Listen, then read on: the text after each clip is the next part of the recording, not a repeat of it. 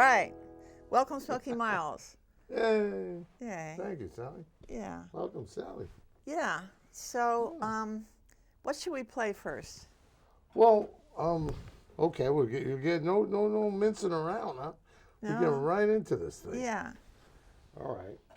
Well, I was going to play a song. They took me by surprise, the whole thing. You know, just appearing here. Oh, yeah? Yeah.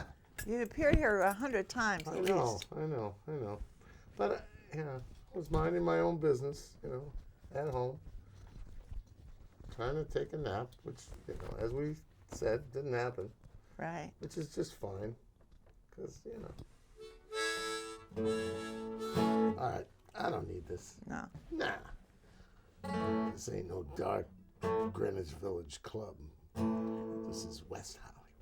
West Hollywood. Yeah, everything cool. All right. Here's a song about Bourbon Street. Okay. In New Orleans. New Orleans.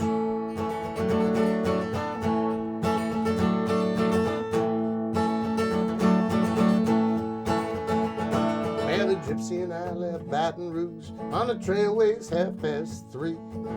Jackson was a fading dream in the muddy Mississippi. We hit town at nightfall, checked into a cheap hotel. Then we went out to see the sights, drink the drinks, and smell the smells.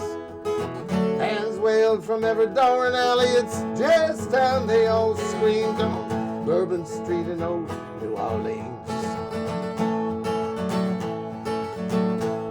And Lila came from Arkansas to save up a little bread. She waited all night on tables, almost never came out ahead. She had an innocence that could break your heart if you did not beware. And many men, they sought her out. She was the fairest of the fair. She came looking for a better life. She was glad just to be free on Bourbon Street in old New Orleans.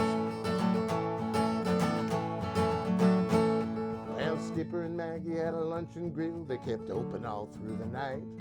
The jukebox played Your Cheating Heart underneath the neon light. Crazy Charlie drifted in, a dancer from the streets, with some coins the tourists tossed him for a drink or something to eat. He roars with hysterical laughter, guzzling gumbo and red beans on Bourbon Street in old New Orleans. Now Jamie worked in a bottomless place, windows swinging all night long. Come on, men, lay your money down, drink up one more sad song. She'd get up on the stage in her glitter platform shoes and memorize her tired eyes in the mirror while she moves. If you spot her at 10, she dance on your table and only her G-string on Bourbon Street in old New Orleans. From the Preservation Hall to the street corner stalls with the flowers and incense, to the voodoo magic charms of Marie Laveau's arms neath the neon circus tents.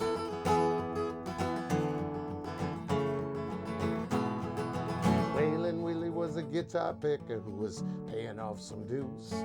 The rate of exchange was emptiness and drowning in his blues. He slinks through the alleyways, no one pays him any mind. And if he sings street corner songs, the coins begin a-flying. He feels more and more like a pool hall ball, sinking in and out of scenes on Bourbon Street in old New Orleans.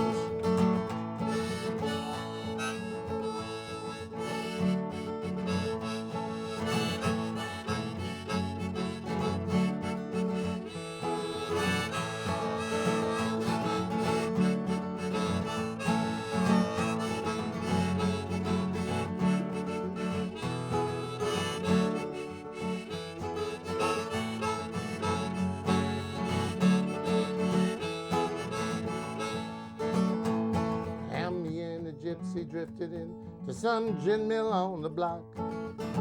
We got pretty smashed there, wound up staring at the clock. We saw that town get painted red by loud conventionaires, blasted out by sensory overload that grabs you unawares. And we stumbled home with two girls days of our dreams on Bourbon Street in old New Orleans. From the preservation hall to the street corner stalls with their flowers and incense, to the voodoo magic charms of Marie Laveau's arms neath the neon circus tents. How we stumbled through the alleyways, blinded by the light, in the stupor of two travelers who fit a year into a night. A gypsy climbed a telephone pole for no reason but his own, and rapped with a passing drag queen about the decline of ancient Rome. And in the morning it's a Bloody Mary back to New York by any means, from Bourbon Street in old New Orleans. Yeah, in the morning a Bloody Mary back to New York by any means, from Bourbon Street in old New Orleans. Bravo. That was about 7 minutes long. Well, it was about Bourbon Street. But Right yeah, on. I know about 7 Yeah, minutes. it's a I guess it was song. kind of long, but it was a story. No, I like it long. And it was all very true. Dylan-esque going on and on with Wow. poetry. Well, it was just a story, and it happened. To you. Yeah, just like, I just ended up here somehow. I ended up in Bourbon Street. Because I told the story before on the show, I think, when we were going down a raft on the Mississippi River, and a hurricane came, and somehow we got rescued by a ship. They said, you got to get off the raft because you're gonna get, Be eaten up. well, yeah, the hurricane was gonna, whoo, whoo. So the ship took us, and then we ended up in Jackson, Mississippi, and then took a bus, ended up in New Orleans, You and Bourbon Street. Me and my buddy Mike, we call him the Gypsy at the time because he just wandered around. He was up for any adventure. Yeah, he was a good cat.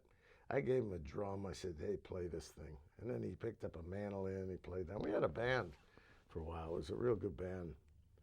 They called the Otters because we were frisky, you're still frisky. Yeah, I missed the Otters though. That was a good band. Yeah, we played all those joints, in New York City, and ended up in Gertie's Folk City. That was the I was last there. gig. And I was a hat check girl at the bitter end, and I was a waitress at the Figaro. Nice.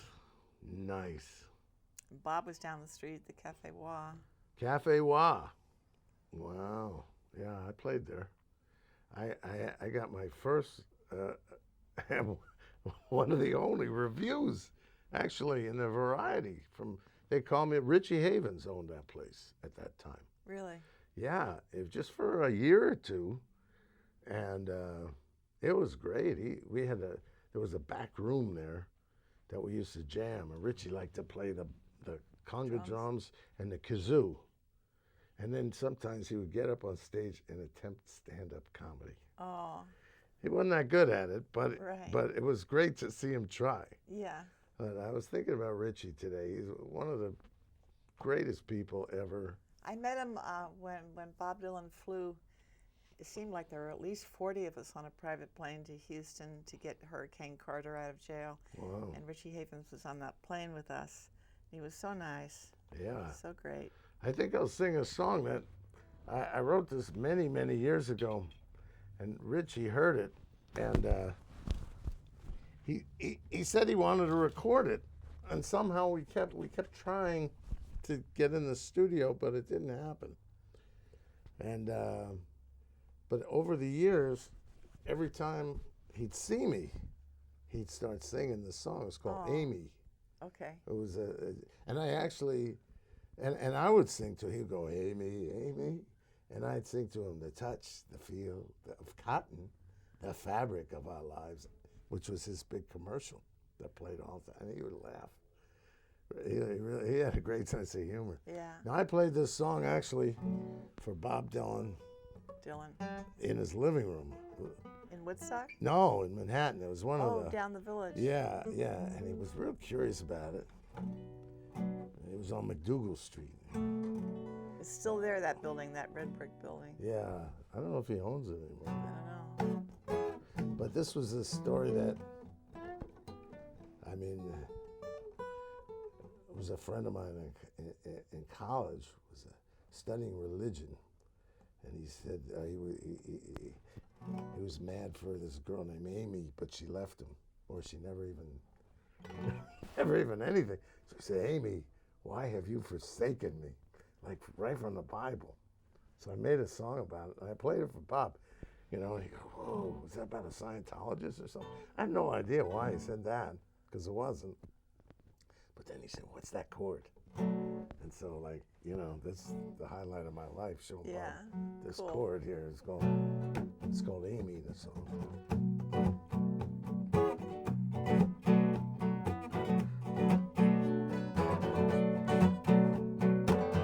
Is the story of a dream that came to me one afternoon underneath a cypress tree.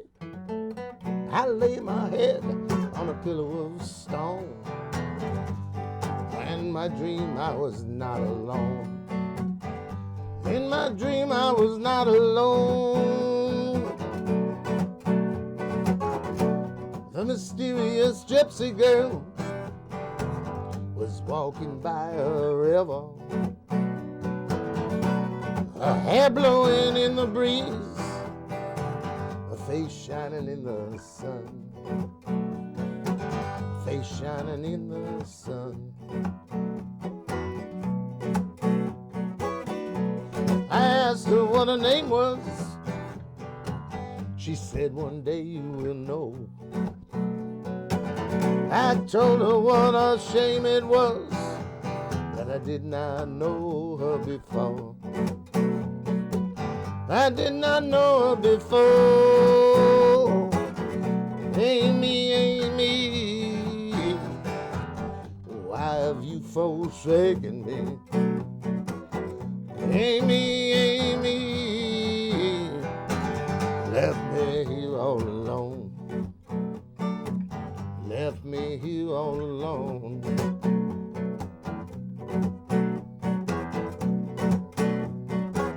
Was in the garden of the pyramids where the ancient pharaohs lie. She came to me in a dream, radiant as the sky, radiant as the sky. And when I opened my eyes, she was gone with the wind. Before I could find her, make our world begin, and make our world begin. Amy, Amy, why have you forsaken me? Amy, Amy, dream lover of my life, dream lover of my life.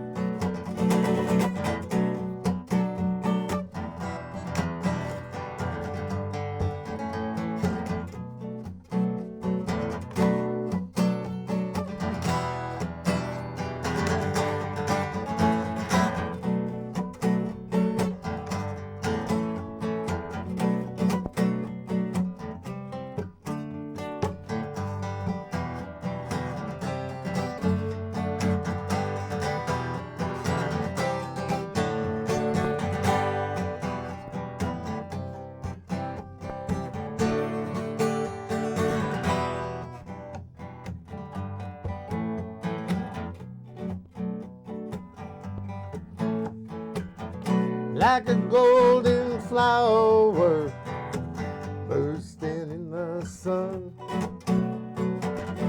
Amy, my love, I know that you're the one. I know that you're the one. You're the one. I know that you're the one. I know that you're the one. Amy, Amy, why have you forsaken me? Amy, Amy, left me here all alone.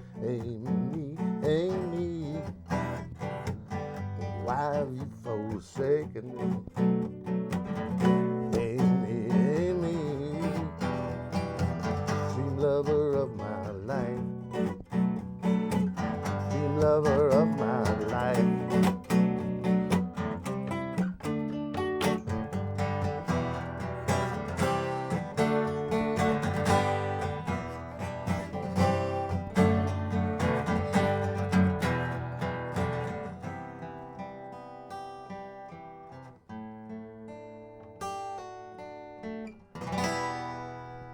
Very nice. Very nice. I like that. I've never heard it before. Yeah. You're sweating. Well, it's hot. You know, you wear black and you're in a hot studio and you're working hard. What year did you write that? Originally, it was about, I mean, look, I got white hair, so I'm like old or something. It was probably about, let me see, I'll just try to remember. Maybe 1970 or 69, 70 maybe. So you were a kid. Yeah. I mean, I tweaked it a little. I mean, I changed some of the, you know, but the basics was all there. And, yeah, I mean, I kind of like it. I've been meaning to record it. I never really recorded it, right? But I think it'd be good recording. Maybe it's time, you know.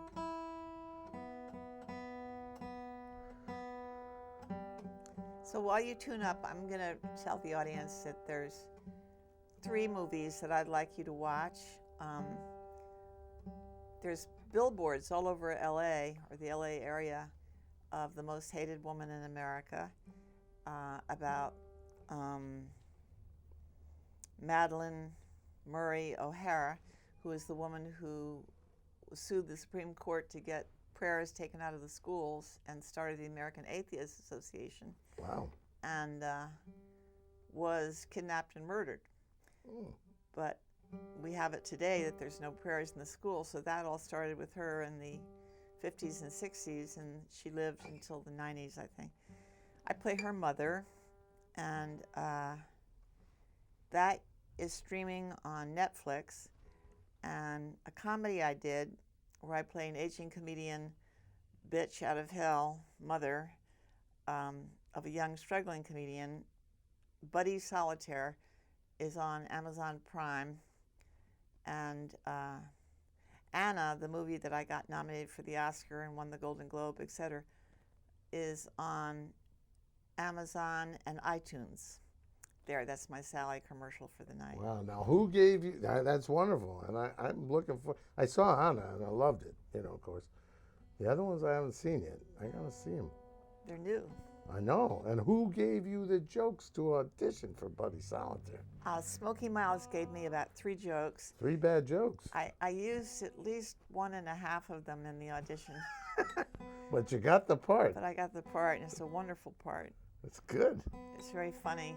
I bet you didn't get to do any of the jokes. I think that your jokes may have been on a voiceover of me. Really? In the course of the film. I'll have to check it out. Oh, wow. I got to apologize here because the heat that's making me sweat is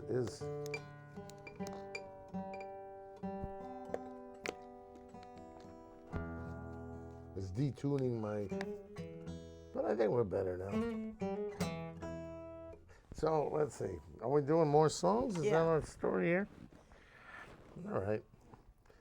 Now, I did 2 kind of longy, you know. You have time for another long one, and then the show will be over. Oh, really? That's it? Another long one? We have 7 minutes and 57 seconds. All right, well, I don't think this is that long, but then I'll do. Now, this song,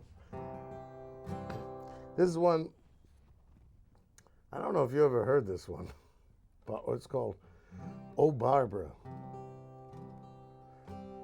This is another kind of semi-true story. And Bob Johnston really liked this song. You remember Bob Johnston? Sort of. Bob Johnston was a great, he was one of the greatest producers ever. He produced about 7 Bob Dylan albums, including Blonde on Blonde. Oh, great. You know, which was, I think, considered one of the best records ever or something. And he produces Johnny Cash at Folsom Prison. And he worked with Simon and Garfunkel. He produced them and Aretha. And great guy. I worked with him. I did a stage play, as you know, where I portrayed Bob Dylan. And Bob was the musical director. So we got to be quite friendly. And I played him some songs, and he liked it. And he was going to record this. And I think we did. We did a demo of it somewhere. And I never heard that tape again, you know, I don't know, somewhere in a vault. But it's one of those weird songs that I used to like to play. I'll try it again. It's called "Oh Barbara." I don't know if I should say any more about it. It's kind of not the normal thing, right? Okay. Ooh, ooh, Barbara, you're disturbed, distraught, demented. Your mental fenders are dented. Your heartstrings have become my hanging noose. I've been wrecked, racked and rusted, 'cause it was you I trusted. Now I wonder just who set you on the loose. It derailed my train of thought. You sold everything I ever bought, like my stuffed armadillo and my Alice Cooper super hits. You shook my nerves of steel, and you ate up my last meal. And you sliced my face when you spit out the pits. Well, Barbara, you're confused, conceited, contorted, diffused, deleted, distorted. And what's worse, you ain't got no self-control. I've been tortured, turned and twisted, rejected, wrong, resisted, and even strung up your flagpole. Once upon a time, I found you lying in the chamber, lying in the chamber. You were growing weaker, paler, and lamer, lamer, lamer. Ah, you didn't think I saw your hooks and chains. Your expression at the time was so bizarre, like a sour pickle in a clear glass jar. And you wriggled all the while they picked your brains, but you recovered all too soon. And while howling at the moon, you discovered some way to get to me. I lost something deep inside.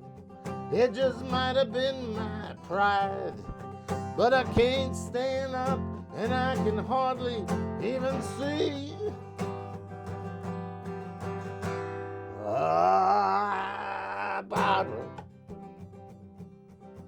you're sadistic, sour, psychotic, negative, nasty, neurotic, and you refuse to even try to change. You took my blanket when I was cold, just to have a memory to hold.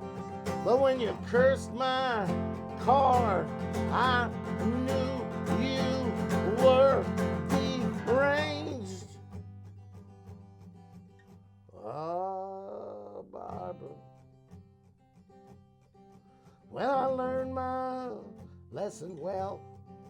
It goes to show you can never tell. But messing around with you is like playing with dynamite. And yet when all is said and done, I kinda hope you had some fun.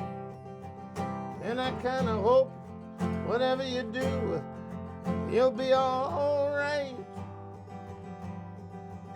Ah, Barbara,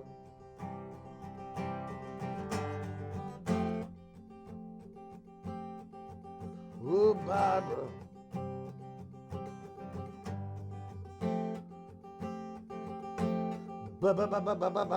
Barbara.